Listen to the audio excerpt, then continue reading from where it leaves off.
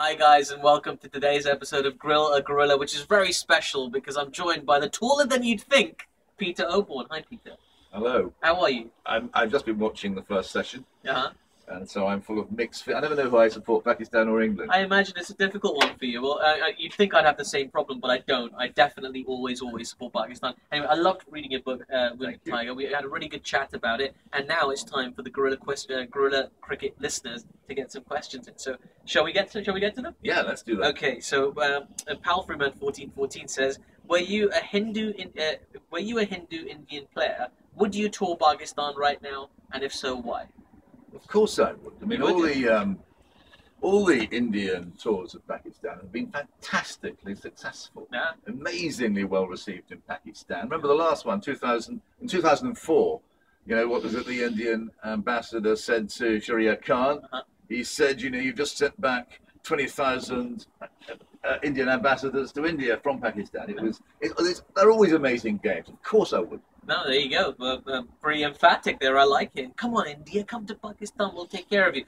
Nakul Pandey asks, should international cricket be taken away from Mumbai and Chennai if security can't be guaranteed? So we're talking specifically maybe about next year's World T20. I think there are big issues around the World T20, but of course security can be guaranteed. But India has this business that they have. I mean, Alim Dar not being allowed to officiate at an Indian game. Following Shiv Sena pressure. That is one of the ugliest things I've ever known about. And India has got to look at the way it's handling its cricket. India is now treating cricket on a sectarian basis, which is a complete denial of everything India stands for. You go back to the start of India, Gandhi, Congress, it is anti-sectarian. This saying you're a Muslim or you're Alim Dar, you can't come and umpire in, an Indian match, that is dreadful. No, it most certainly is. And even Wasim Akram, who's one of the greats of the game, revered in India, felt like he had to leave the country. He couldn't commentate on it. So there we go. Anyway, let's move on to something else. Al Hutch says, have you expected Imran Khan, the politician, to do more to influence the ICC cricket returning to Pakistan? I think there's a limit to what Imran can do. He's got a bit on his plate. It doesn't seem like there's any limit to that man. Yeah. Well, yeah, up there, he's got plenty to do. But I've seen what he said. But I think that Sharia Khan is the man. If anybody was going to sort it out, and he went to Delhi and he basically begged the Indians, and they wouldn't pay any attention. Well, there we go. He's trying. Apparently, there's limits to what that man can achieve. Betty Ed asks. Okay, sorry about this one, but I'm going to ask anyway because we're all about the listeners' questions.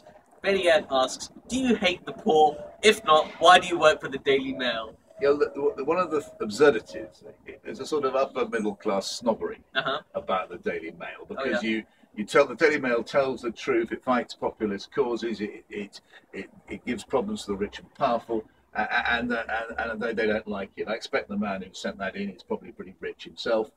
We're currently campaigning for the government to end the cuts in tax credits. I read a powerful piece about that last week. We helped spring, I'm very proud of this, Shaka Ama out of Guantanamo. If they do finally let him out, we do a hell of a lot. And I know it upsets rich and powerful people like that man who sent that tweet. There you go, Beardy. You take that and you're rich and powerful beard. Anyway, we'll finish with an interesting one.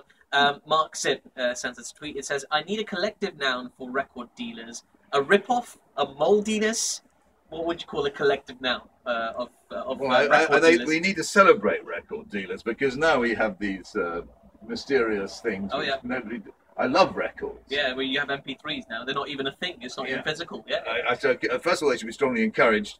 Let's call them record breakers. Record breakers. There you go. There's a collective noun for you. Peter, thank you so much. I encourage everybody who's watching to check out Peter's book, Wounded Tiger. It's one of the best books about Pakistani cricket, or cricket indeed, that I've ever read. So I highly recommend it. It should be read with Osman Samiuddin's book, which came out roughly at the same time. Absolutely marvellous. There you go. That's so gracious. You just plugged the direct competitor to his own book.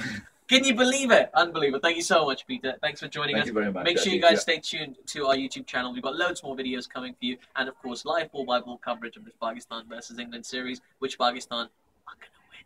Shh. See you later. I think they probably